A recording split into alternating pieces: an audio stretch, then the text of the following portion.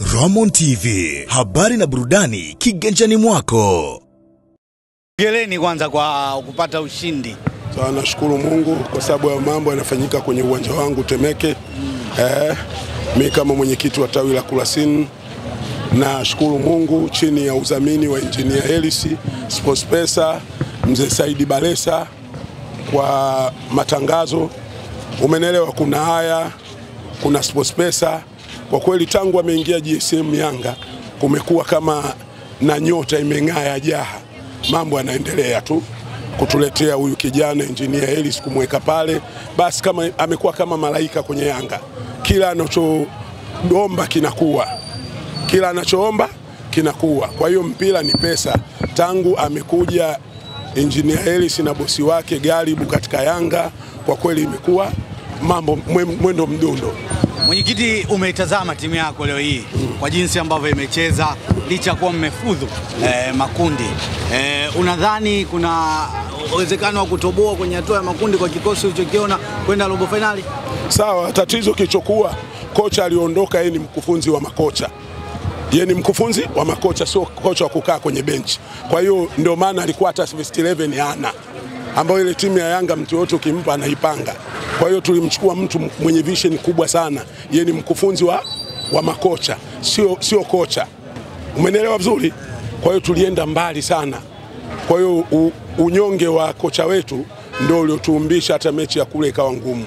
Leo umeona wachezaji wamefunguka, timu inapangika, anatoka huyu anaingia huyu. Umenelewa vizuri? Kwa hiyo inshallah kwa bonanzi aliyotoa GSM leo, watu wa kuingia bure wamekunywa maji nini, kwa kweli bonanzi hii itafanya tutafika mbali kwenye makundi. Watu wanatupa maneno sana kwa Prince Dube. Dumelelo Dube. Watu wanamtupia sana maneno, hasa mashabiki. Kwako wewe imekaaje hii?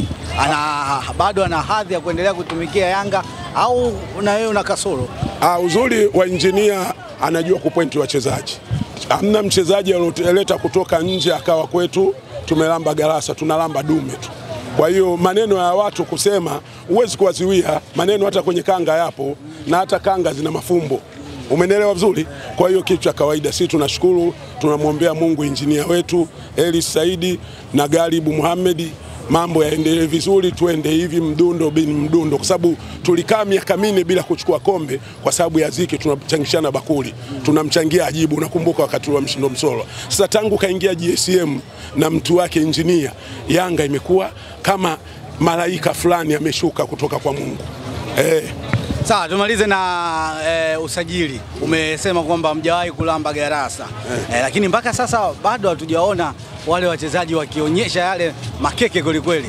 Sawa, ndio nakwambia witness za kocha aliondoka, sababu kocha tuliomchukua ni mkufunzi wa makocha, sio kocha wa kuifunza timu moja. Ndio tatizo tulikuja, ni kocha mkubwa sana, lakini yeye ni mkufunzi wa makocha, sio kocha wa kuifunza timu wa kukaa kwenye benchi. Yaani tulimkosea sana kumchukua kuja kumpa mkataba kwetu. Yeye anakaa, ana jobu lake, ni mkufunzi kama hapa kwetu Sandikayuni. Kwa hiyo kuja kumpa timu mkufunzi inakuwa tabu, sababu yeye kazoea kufunza makocha. Kwa hiyo witness zake ndio tulioyumba kidogo. Umenelewa vizuri? Lakini yote kwa yote tunamwombea Mungu alikoenda, hatuna ubaya naye. Kuna mazuri aliyoyafanya. Dabi kashinda, tumeenda wapi huku Rwanda tumeshinda. Yani paka anaondoka, kwa kweli hali sio mbaya, ila sasa wengi wape, sababu coach Yanga kama watu wanaobeba zege wanataka isilale na timu yao kufungwa hawataki, wanataka timu yao ishinde, hawataki lingine. Ndio kisababu ya witness za yule kocha alivyoondoka. Bwana, nikushukuru mwenyekiti. Asante sana. Ramon TV, habari na burudani kiganjani mwako.